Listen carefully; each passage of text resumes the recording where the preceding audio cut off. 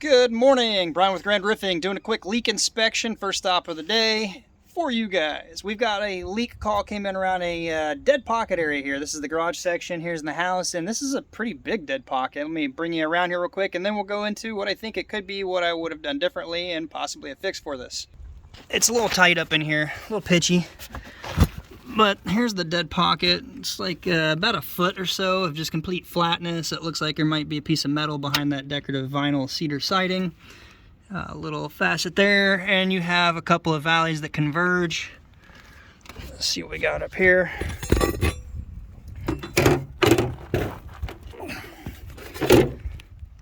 So there's a pretty good size area of water gathering. So even what does gather here on this hits the gutter, but still flows, well, part of it flows into the hole, some of it flows out. Either way, you've got a lot of water coming down this little section here. Inside, looking for the leak, trying to troubleshoot a little bit here. It took a, it's on the inside garage area here, not the house over here. Took a tape measure, took it from the wall over to where the leak is. It's 19 foot exactly, which puts it right about this side, outside of the pocket here. And the overhang, exterior wall about right here. The leak is right here in this spot, this general area. There's some things we can look at, some things we can probably learn from here. So on the way in, give it a thumbs up. I noticed there is a little crack here, water flowing out of here. You got some metal popping up. I don't see any extension here. I'm sure this is a trouble area with ice and water, ice dams backing up. Just not a good situation. Why it was built this way, I don't know.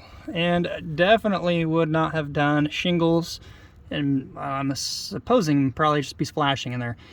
Some of the things I'm looking at just to kind of dig in to see where this is and what all it needs to be. First off, is it going to split apart to be repairable? Yes, they do come apart anywhere in this area where it's shady. You get out where the sun has hit it and it gets hard to split apart. So I just like to know if it's going to be repairable or not.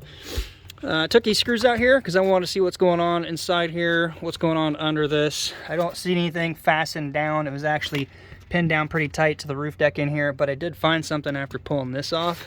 So I just shoved it back on. And what do we got right here? Is that not just the stupidest idea to put a screw, sheet metal screw, steel roof screw, right through your downspout where water flows through, right through the shingle, and all the water that flows down through here, up in this area. In the wintertime, ice damming, easily getting into this. Some other things, this sealer is kind of cracked away over time. I want to see what's going on because there's a pile of debris, roofing granules, and just rotten wood in the gutter there now. And just peel this apart, look at this. I imagine they had it one time, the 2x4 is an untreated 2x4, and it was down too tight to the roof deck. Then you get the debris building up over time, running down. Water's just stagnant, soaking it up and rotting it out. But in this case, it's beneficial because I can see in here now. I don't see any extension on the corner here. I don't believe they even have the accordion style that wraps in it. So what do we have going on? That's what I'm trying to find out. That easily could be a contributing factor. Would have never screwed anything through the roof, especially in such a high flow area where, hey, you're running water through the tube and now you're relying on that seal. And then anything, even if you are like, hey, Brian, there's a rubber gasket on there. Well, okay, but what about all the water backing up in this pocket here? Still a really bad idea. Don't ever screw anything through your roof like that, because there's no seal on the underneath side. I can't get my camera that low, but just not good. Why is this hump of metal flared up? Got a crack here. Let's see what we can see. Those are standard pieces of mill finish flashing. They're not the accordion style. Maybe they have one under this. I don't know. I can't really get into it that tight. That's another standard piece of mill finish. Doubled up. I don't see any nails in the area, but these shingles are kind of deteriorating right now. And you got metal holding this up. And it's been up for a while. This roof is probably about 10 years old. 10 to 12, I was told. I think if it's not just solely that, which is an issue, it could easily be coming in right here. Alright, for the remedy. Not a fun spot to work because it is so tight. You know, BDR style, roofing in a tube, 1250. Not the greatest repair. Could it stop it? Possibly. But to really do a repair on this without redoing the whole roof, unless you want to turn the whole roof into insurance, and if there is just damage, then yeah, great.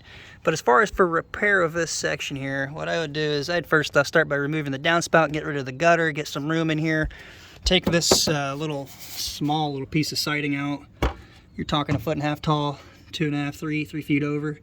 See what you're working with in here. Remove this dead pocket area. Get a nice big hunk of rubber put in here so it's a solid pocket. And then lap everything back onto it. The trouble area of doing a repair is going to be right up here in that where the valleys converge and come down. It's not going to be an easy area to get in here and work. And you've got to do it without damaging the valley so you can tuck your rubber and stuff under that. So either way, it's not going to be a fun, easy repair. Completely do away with this trim board you got here. Get your rubber wrapped up the wall. There are other ways of doing it. Typically, you can just build a new wedge facet to kick that out further. And I guess it could be done here. It'd been much easier to have done it when you built the home instead of have this. Because what you could have done is, from the corner here, change the slope. So you're still tying in where that soffit area is, but it's coming down to a lower slope, less pitch to kick you out to this corner here. And your valley would have changed an angle going up. But doing that now is going to be really hard to do because you have so much roof up in that valley you've got to tie into without damaging it. Just really, really bad. And not only did they do it once, they did it again right over here. There's another gutter drain coming out and another dead pocket about 1 foot. Actually, I think that one was bigger, but just bad. So let me know your thoughts. Is that a stupid place for a screw? Block the sun. Somebody wasn't thinking, or maybe they thought they were thinking because they hit it. I just don't think it's a very bright idea. Let me know your thoughts down below. And the pocket, why? Why do people have to build homes that may look good, but they're just really not well designed and thought out when it comes to shedding water? But maybe it's just me. Again, I am just a roofer. Oh, let me see if, yeah, I probably just finished this little wall down here too. I did try to look, and you can see some flashing in them. Also, yeah, I was unscrewing this here, and I was like, bzzz, what the hell is that? Sounds like electricity just zapping in there. And in this piece where I was getting my hand all up and in, there's a big old wasp nest or hornet nest or something.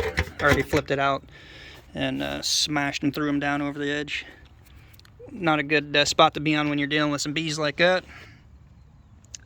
Oh, the other thing when you're tying in, if you do have to get up into this valley here, this is the part that's going to be kind of a nightmare to get into and repair.